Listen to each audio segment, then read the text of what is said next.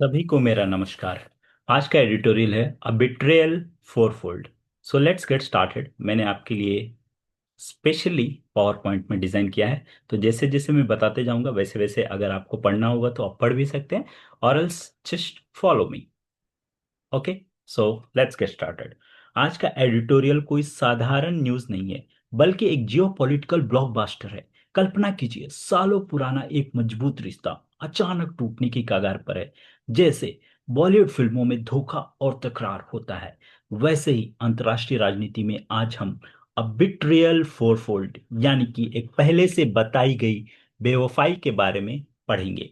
तो इस एडिटोरियल को मैंने कुछ पार्ट्स में डिवाइड करके रखा है। तो चलिए पहला पार्ट स्टार्ट करते हैं, the paper tiger drama. Donald Trump का मानना है नाटो यानी कि नॉर्थ अटलांटिक ट्रीटी ऑर्गेनाइजेशन अब एक सिर्फ पेपर टाइगर बनकर रह गया, यानी कागजी शेर। द इशू, अब इशू क्या है? ट्रंप साहब नाराज हैं क्योंकि जब वेस्ट एशिया यानी इसराइल और ईरान का वार में मदद की जरूरत थी तो यूरोपीय देशों ने अपने सैनिक और हथियार तेजी से नहीं भेजे, इसलिए शायद वे नाराज हैं। द एक्विजिशन, अब आरोप क्या लग रहे हैं? वे कह रहे हैं, वे इसे वन वे स्ट्रीट कह रहे हैं, यानी कि अमेरिका देता जा रहा है एंड यूरोपीय देश मजे ले रहे हैं। द पुतिन फैक्टर, यानी कि पुतिन का डर। ट्रंप ने यहां तक कह दिया कि पुतिन भी जानते हैं नाटो के पास अब बस ताकत नहीं बचा या कोई असर नहीं है। सो इसके लिए उन्होंने एक टर्म यूज किया है, टीथ। इसको मैं आपको बताऊंगा in detail in the vocabs. Ukraine युद्ध के बीच यह बयान बाल्टिक देशों के लिए।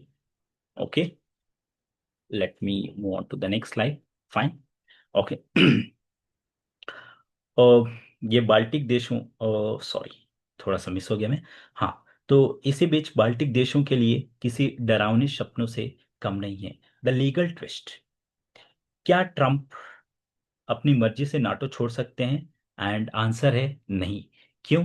क्योंकि अमेरिका में एक कानून है, NDAA 2024, जो कि आप देख सकते हैं, दिस पर्टिकुलर थिंग, जिसके तहत राष्ट्रपति को नाटो छोड़ने के लिए सीनेट की 2/3 बहुमत की जरूरत होती है। यानी रास्ता इतना आसान नहीं है, बहुत ही मुश्किल भरी पेंच में फंसे हैं। The global vacuum now. Fine, अगर अमेरिका पीछे हटता है तो दुनिया में एक सिक्योरिटी वैक्यूम यानी सुरक्षा की कमी पैदा होगी। इससे मिडिल पावर्स जैसे भारत, टर्की या इंक्लूडिंग चाइना को उभरने का मौका मिलेगा। वैसे चाइना उभर चुका है, सॉरी, लेकिन पूरी दुनिया की आर्थिक संतुलन बिगड़ सकती है। So international relations is like a game of chess. आज जो दोस्त है कल वो आइसोलेशन की बात कर सकता है, यानी अकेले होने की बात कह सकता है, बिछड़ने की बात कर सकता है। यूरोप को अब अपने सिक्योरिटी पैराडाइम को फर्स्ट प्रिंसिपल्स से फिर से सोचना होगा। ओके, यानी कि अपनी बुनियादी सिद्धांतों पे। तो अब चलिए, अगर आप फिर भी पढ़ रहे हैं तो again you can pause it and read it. अगर आपको समझ में आ गया तो चलिए मेरे साथ। अब कुछ वोकैब्स मैं आपको बता दूं। तो फर्स्ट वोकैब है बिट्रियल। बिट्रियल का मीनिंग क्या होता है? बिट्रियल का मीनिंग होता है विश्वासघात या धोखा। और इस सिंपल टर्म्स में बताऊं तो इसका मीनिंग होता है जब कोई अपना भरोसा तोड़ दे। जैसे कि ऑथर ने ट्रंप के बारे में कहा है, ट्रंप यही सोच रहे हैं कि नाटो ने उनका भरोसा तोड़ दिया है। नेक्स्ट वर्ड, चलिए मैं पेन पेपर भी ले लेता हूँ। Fine, this would be good. Hope it's visible to you. Sorry आपका टाइम वेस्ट करने के लिए। या पैराडाइम, पैराडाइम मतलब मिसाल या दृष्टिकोण, यानी कि सोचने या काम करने का एक तय तरीका, प्रिंसिपल्स, जैसे कि लास्ट लाइन में हमने देखा था पैराडाइम, राइट। एक्सपीडिएंटली मीन्स शीघ्रता से या फुर्ती से, काम को बिना देरी किए तुरंत निपटाना। ये टर्म उन्होंने यूज किया था जब जरूरत पड़ी थी उनको हेल्प करने की, तब के लिए। सैलियंस मीन्स प्रमुखता और महत्व, इंपॉर्टेंस, किसी चीज का खास तौर पर उभर कर सामने आना, that is salience. Next is adventurism means, actually आपने सुना होगा एडवेंचर वर्ड, ठीक है, तो वो भी कुछ इसी तरह के से है बट उसका मीनिंग डिफरेंट है। सो यहाँ पे दुस्साहस नेगेटिव टर्म में यूज किया गया है। बिना परिणाम की चिंता किए बिना जोखिम भरा कदम उठाना। Okay. Next is refrain. Okay. Refrain मतलब बार बार कही जाने वाली बात।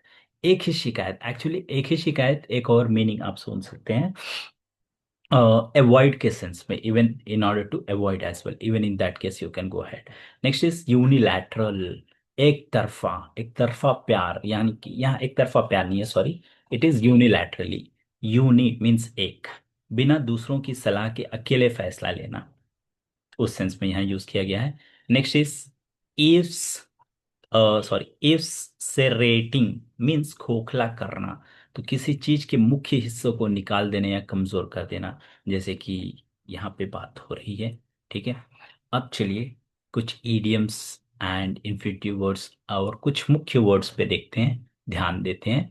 पॉइज्ड टू, इस एडिटोरियल में ये वर्ड यूज किया गया है एंड वही सेंटेंस हमने लिया है। US appears to US appears poised to break. अब पॉइज्ड टू का मीनिंग क्या होता है? पूरी तरह तैयार होना। तो यहाँ पूरी तरह तैयार कौन है? यूएसए। किस काम के लिए? ब्रेक मतलब हटने के लिए, बाहर आने के लिए नाटो से, right, ready to do something. So here US is trying to come out. So example, you are poised to crack the exam, तो आप लोग बिल्कुल तैयार हैं एग्जाम क्रैक करने के लिए। यस। अब सेकंड, टीथ, जैसा कि ताकत बताया था मैंने, तो लैक्स टीथ यानी कि ताकत के मतलब शक्ति की कमी होना। ये एक इडियम है, चलिए मीनिंग भी आपको पढ़ के सुना देता हूँ। अगर किसी कानून या संस्था में टीथ नहीं है, इसका मतलब उसके पास दंड देने या कार्रवाई करने की शक्ति नहीं है। तो अगर आपको अच्छा लगे तो प्लीज़ फॉलो करते रहिए, और ऐसे ही स्पॉटिंग एरर का भी मैं आपको बताऊंगा नेक्स्ट एपिसोड में, दैट इज इन पार्ट 2। तब तक के लिए नॉट ओनली स्पॉटिंग एरर, आपको क्लोज टेस्ट भी बताऊंगा, fill in the blanks, even the parajumble, arranging the orders, everything you will find in the part 2 with detail explanation.